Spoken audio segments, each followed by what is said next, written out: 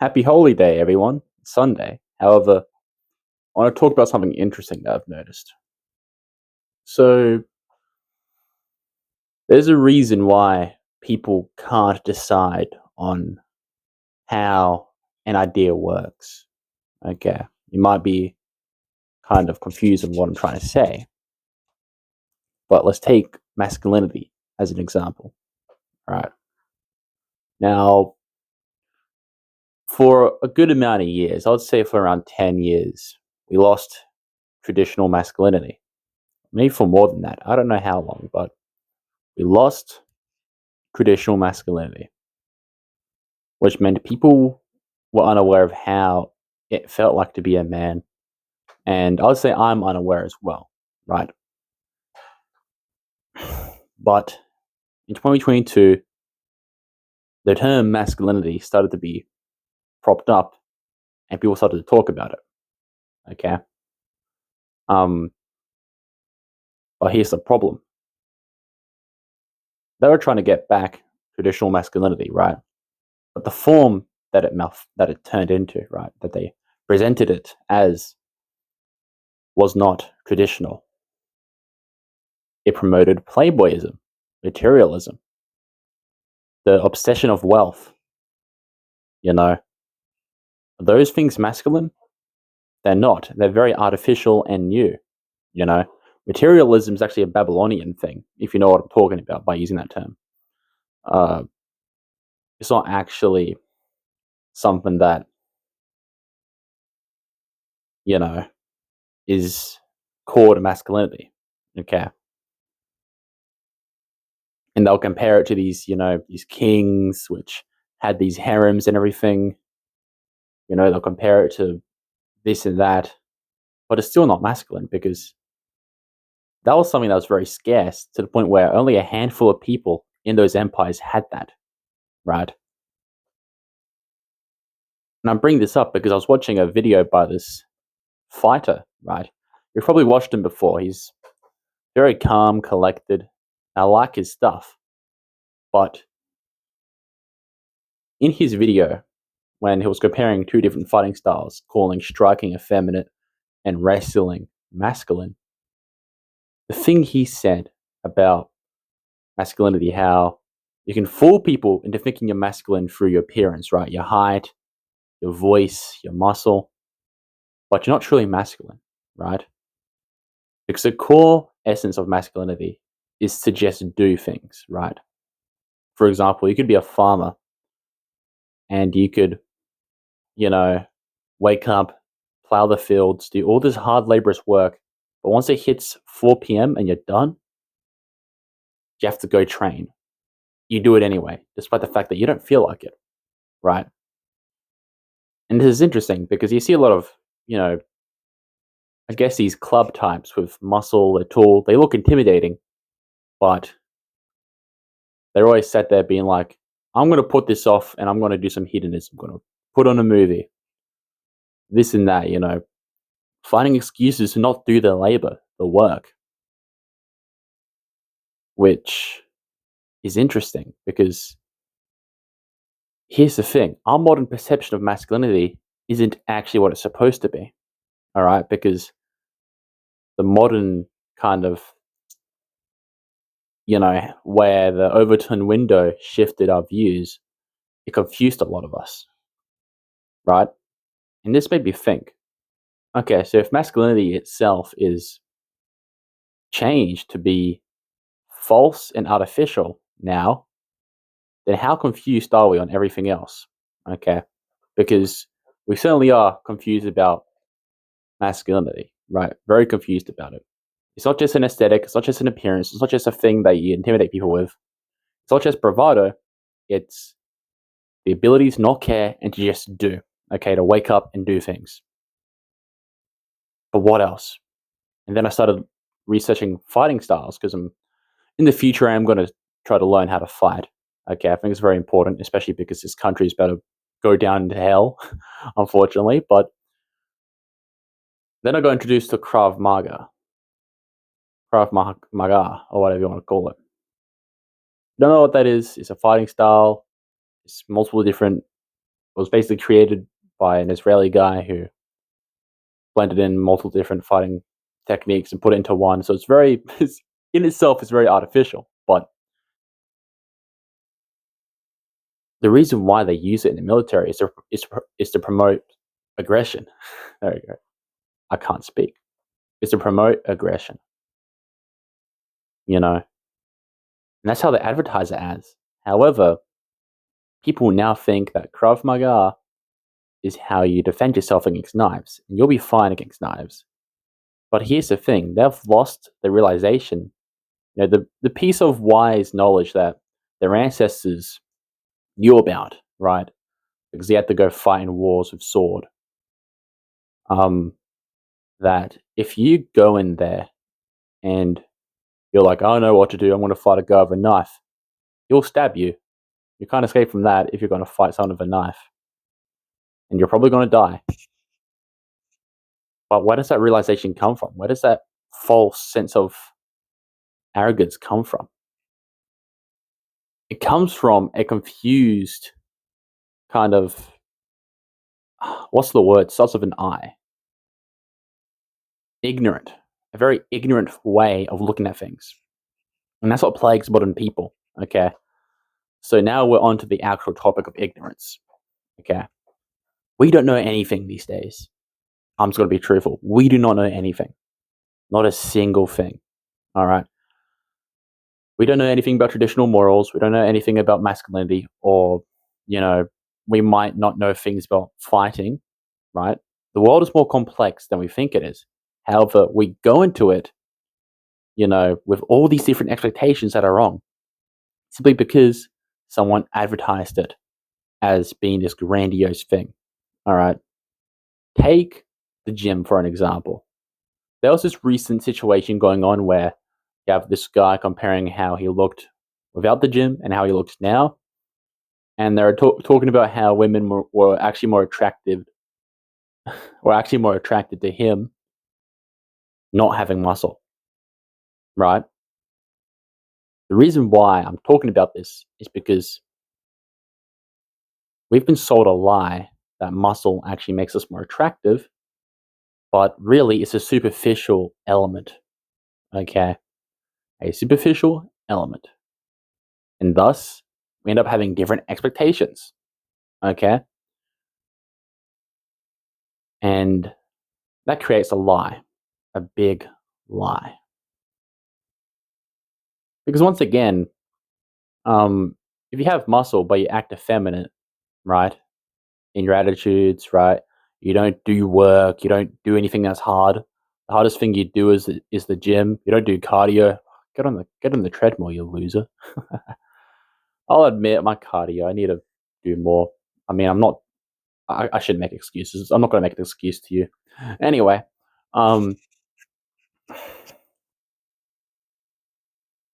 I'm rambling. It's terrible. I forgot what I was talking about. Okay, I'm talking about, that.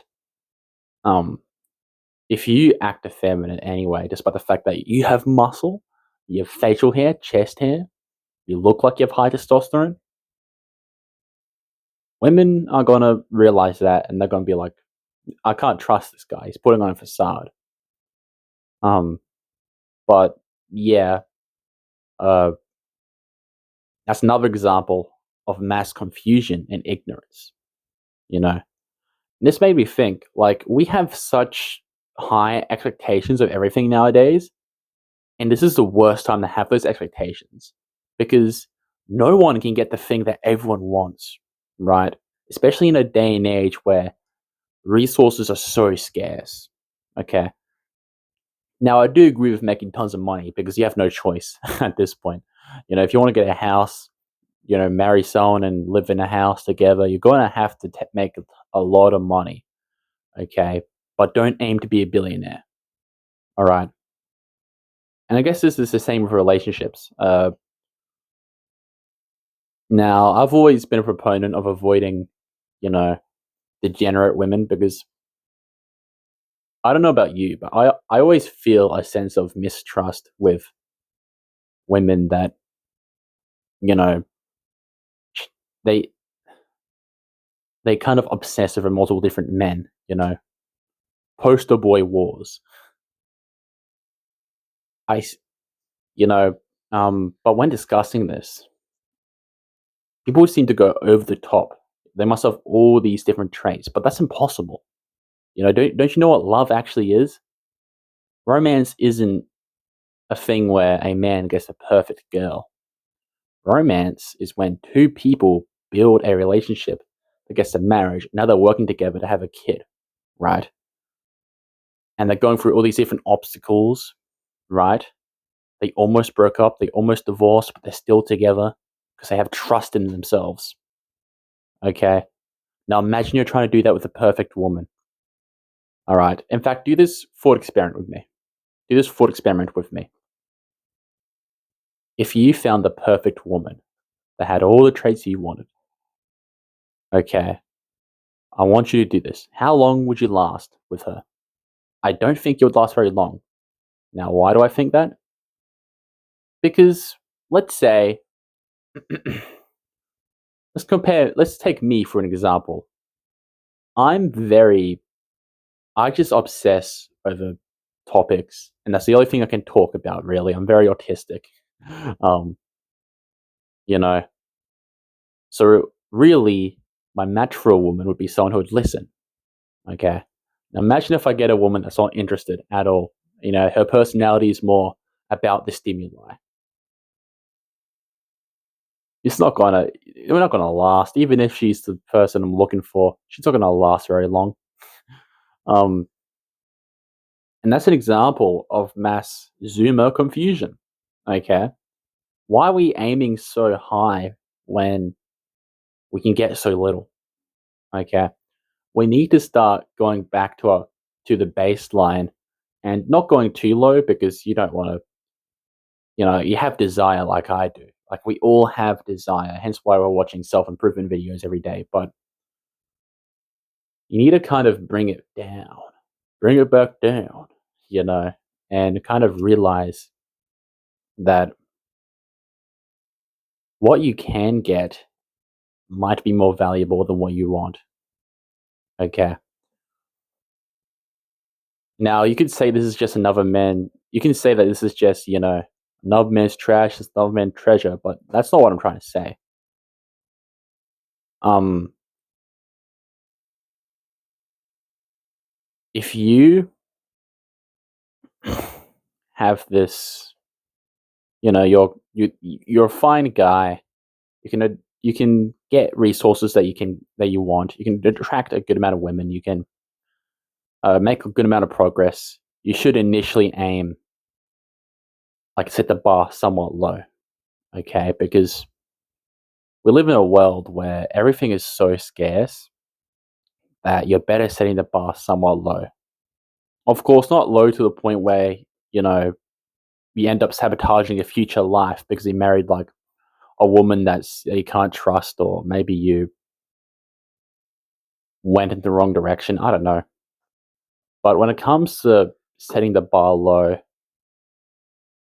I want you to do that because when you set the bar high, you end up forgetting so much important components to things like relationships, money, right? Progress. Why are you making progress? Because you want a good life. It's not because you want watches and cars. It's because you want a good life where you're not suffering. That's why I'm trying to make money, right? Because my life is terrible, right? Why are you trying to find a partner, a woman? No, it's not because you want to sleep with a hot model. It's not because you want a perfect woman that can cook for you, even though that would be perfect and amazing. No, it's because you want a relationship that will last very long, that can marry and have kids with, you know? And when you set the bar so high, you forget about these components. And once you do acquire that thing, you don't have it for very long, and you won't, you know? Um, so that's my solution to mass Zoomer psychosis confusion. This has to be a disorder. We're going to call it Zoomer confusion disorder.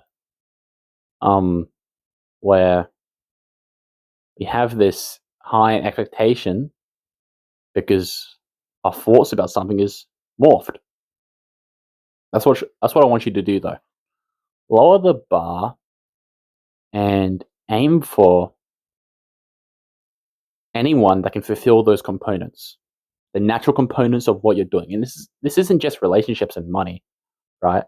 Those are just the two biggest examples. Masculinity is a good example as well. The component is to just do, right? You're going in a fight just to do. You're going to work just to do. That's the natural component of masculinity. But this can be for anything, okay? Like, you could try to get good at one fighting skill and you're going to do it because I want to defend myself. But if you try to go aim too high because you want to, I don't know, fight like a actor in a movie, you're going to be quite trash at fighting because you just missed the main component, learning how to fight because you want to defend yourself. Could be guitar, you want to become good at guitar because you want to impress people. Well, too bad because you're going to suck at it because you're aiming too high and you're going to avoid the natural components, right? Which is to, you know, play accurately, sound good. That's the natural components right there. Everything has a natural component. And whenever, like I said millions of times already, aim too high, those natural components disappear. Because when you aim too high, you're doing it out of desire, and desire can blind you. All right, it can certainly blind you. Anyway, hope that helped. Okay, subscribe, keep never quitting. Have fun, bro.